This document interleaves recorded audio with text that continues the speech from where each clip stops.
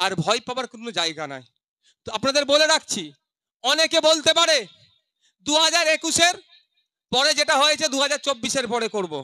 তাদের বলে দেবেন নওশাদ সিদ্দিকীর কথা না, আমার নাম নিয়ে বলবেন। নওশাদ সিদ্দিকী বাস্তব 2021-এর আগে রাজনীতির বুঝতাম না, শুধু রাজনীতি থেকে অনেকটাই দূরে ছিলাম। 2021-এ কিন্তু পাল বিধানসভার মধ্যে আছে, আর 2024-এ রাজনীতির কিছুটা হলো জ্ঞান অর্জন করতে পেরেছে। কিভাবে এর জবাব কোন জায়গায় দিতে হবে, সাহস থাকলে আমার কর্মীদের সাথে একবার লাগো, বুঝিয়ে দেবো মজা। আপনারা দেখেছেন তো, বাঘ বলে ক্যানিং পূর্বের বাঘ বলে, জীবনে তিনি বলছেন কোর্টে ওঠেনি। নওশাদ সিদ্দিকীর সাথে লেগেছিল, নওশাদ সিদ্দিকীর কর্মীদের সাথে লেগেছিল, তাকে নটোরিয়াস ক্রিমিনাল করে রেখেছি, সেখান থেকে এখনো বার হতে পারেনি। বুঝতে পেরেছেন? তার নামে মানহানি মামলা দিয়েছি, কোর্টে গিয়ে তাকে জামিন নিতে হয়েছে। তা আগামী দিনে আমার কর্মীদের দিকে ওই রকম কেউ অন্যায় করলে, যে বেটাই হোক না কেন, শাহজাহানের মতো বড় বেটাকে এখন জেলের ভাত খেতে হচ্ছে, ইডির ভাত খাবে। আর এখানে চুনোপুটি আপনার এলাকার যেগুলো আছে তাদের প্রস্তুত থাকতে বলুন। গণতান্ত্রিক প্রক্রিয়াতে ভোট করবে, এক জায়গায় বসে চা খাবেন, তার সাথে কোনো আমার অভিযোগ নেই।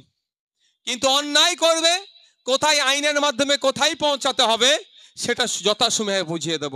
সুতরাং ভয় পাবার কোনো দরকার নেই, মাথা তুলে বাঁচবেন।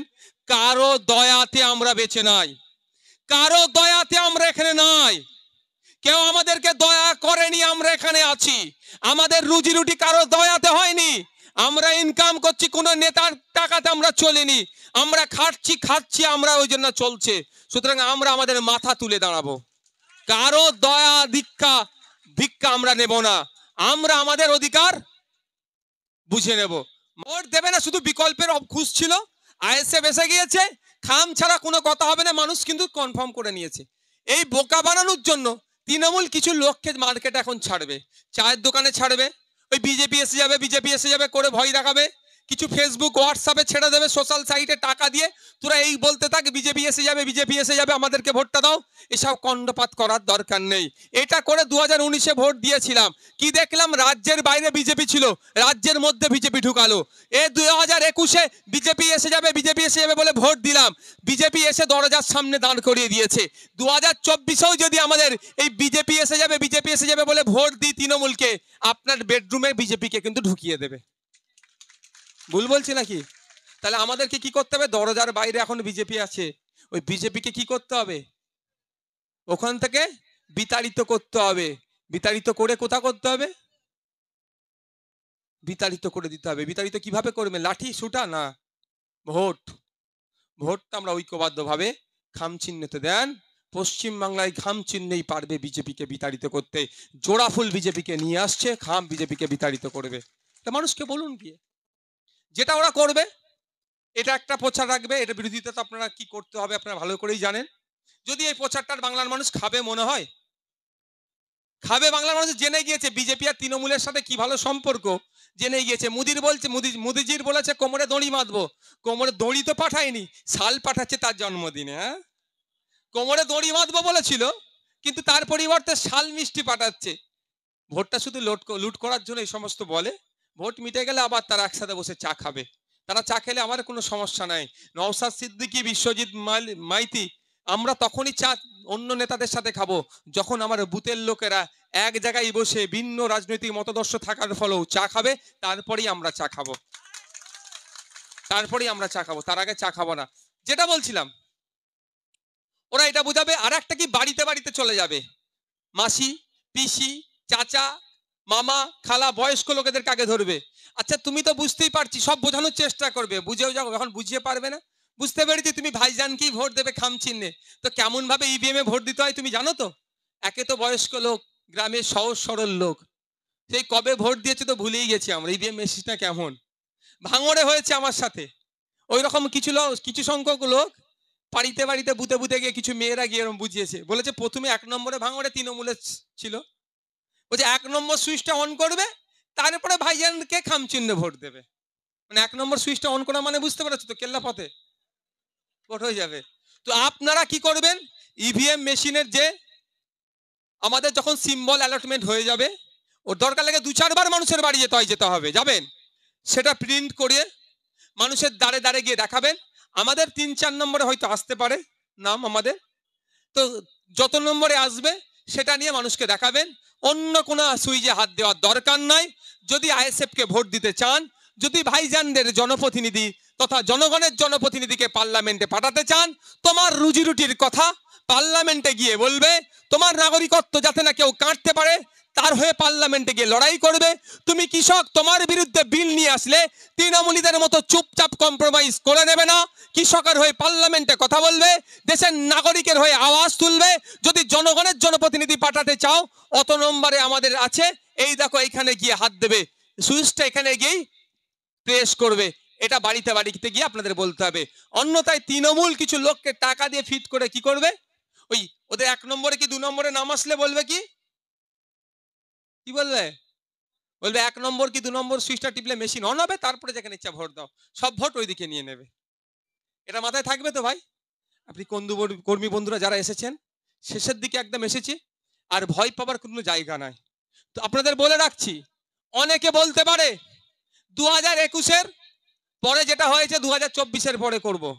তাদের বলে দেবেন নওশাদ সিদ্দিকীর কথা না, আমার নাম নিয়ে বলবেন। নওশাদ সিদ্দিকী বাস্তব 2021-এর আগে রাজনীতির বুঝতাম না, শুধু রাজনীতি থেকে অনেকটাই দূরে ছিলাম।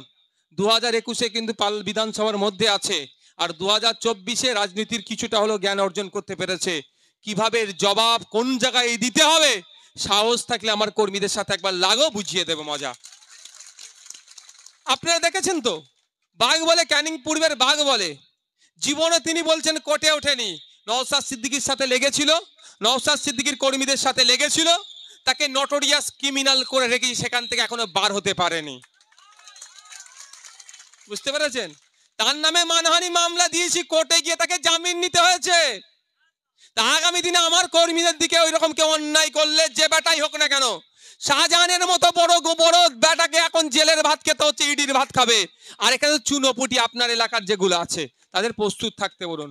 গণতান্ত্রিক প্রক্রিয়াতে ভোট করবে, এক জায়গায় বসে চা খাবেন, তার সাথে কোনো আমার অভিযোগ নেই। কিন্তু অন্যায় করবে, কোথায় আইনের মাধ্যমে কোথায় পৌঁছাতে হবে সেটা যথাসময়ে বুঝিয়ে দেব। সুতরাং ভয় পাবার কোনো দরকার নাই, মাথা তুলে বাঁচবেন। কারো দয়াতে আমরা বেঁচে নাই, কারো দয়াতে আমরা এখানে নাই, কেউ আমাদেরকে দয়া করেনি, আমরা এখানে আছি। আমাদের রুজি রুটি কারো দয়াতে হয়নি, আমরা ইনকাম করছি, কোনো নেতার টাকাতে আমরা চলিনি, আমরা খাচ্ছি, আমরা ওই জন্য চলছে। সুতরাং আমরা আমাদের মাথা তুলে দাঁড়াবো, কারো দয়া ভিক্ষা আমরা নেব না, আমরা আমাদের অধিকার বুঝে নেব। ভয় পাওয়ার কোনো জায়গা নাই, আপনারা নিশ্চিন্তে থাকুন। শেষে বলবো, একদম কর্মী সম্মেলন এসছেন, বিভিন্ন স্তরের কর্মীরা এসেছেন। ভাই, আমাদের দল কর্পোরেটদের কাছ থেকে ইলেকট্রাল বন্ড নিয়েও চলে না, বা আমাদের অত টাকা নাই আমাদের দলকে চালাবার। আমাদের দলটা কিভাবে চলে একটু বলুন। আর 2 মিনিট বক্তব্য দেবো, অসুবিধা আছে কারো? ভাই, কাদের অসুবিধা নেই একটু হাত তুলুন তো। শেষে আর একটা গুরুত্বপূর্ণ কথা বলে ছেড়ে দেবো। আমাদের দল কিভাবে চলছে? গাঁটের টাকা দিয়ে চলছে। ইলেকশন করতে গেলে একটা হেভি খরচ হয়। আমি আপনাদের অনুরোধ করব, আপনাদের কাছে বিল কুপন পৌঁছাবে, আপনারা মানুষের দ্বারে দ্বারে গিয়ে যেমন ভোট চাইবেন, মানুষের দ্বারে দ্বারে গিয়ে 10-20 টাকার ভিক্ষা করবেন, ভিক্ষা চাইবেন। আমরাও চাই। মানুষকে গিয়ে বলবেন, আপনার অধিকারের কথা পার্লামেন্টে গিয়ে বলতে হবে, এই খরচ আমাদের দ্বারাই বহন করা সম্ভব নয়, আপনি 10 কোটি টাকা আমাদেরকে দিন। যা দেবে তাই খুশি মনে নিয়ে আমরা চলে আসব, না দিলেও খুশি মনে নিয়ে আসব। জোর করার কোনো জায়গা নাই, কাউকে প্রেসার করার কোনো জায়গা নাই।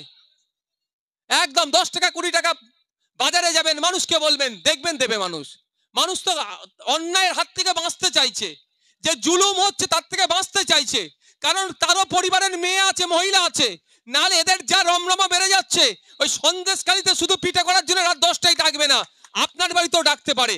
তো এই সমস্ত যারা সমাজ বিরোধী, তাদের হাত থেকে তো সবাই বাঁচতে চাইছে। ভাই, সবাই 10 কোটি টাকা দেবে। ওই আমাদের ভাই, ওই 2-10 কোটি টাকার প্রজেক্ট নয়, আমাদের 2-4 লাখ টাকা উঠলেই আমরা আমাদের পার্টিকে এগিয়ে নিয়ে যেতে পারবো, মানে প্রচারটা ঠিক করতে পারবো।